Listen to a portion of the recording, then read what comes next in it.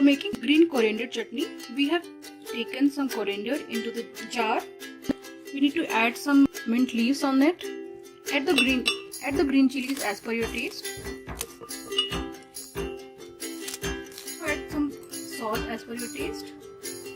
Add some white salt. We will also be adding some black salt.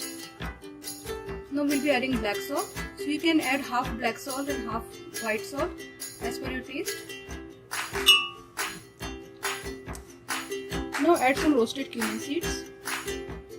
Now add a little ginger. We have taken around 1/4 inch of ginger. So we will just be adding a little amount of ginger.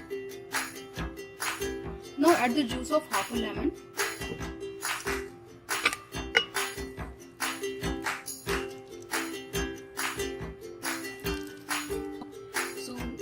We have added the juice of the lemon. Now you need to add around 1 or 2 tablespoons of water. Adding just a little water helps in grinding the chutney.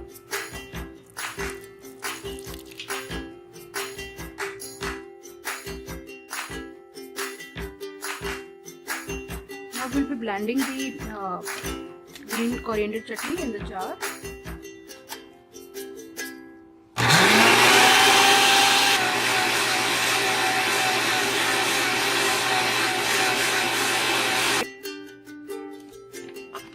So now our green chutney is ready, and you can see it's blended well.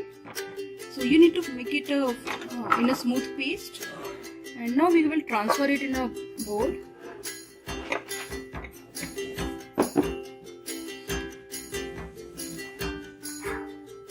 So our green coriander chutney is ready.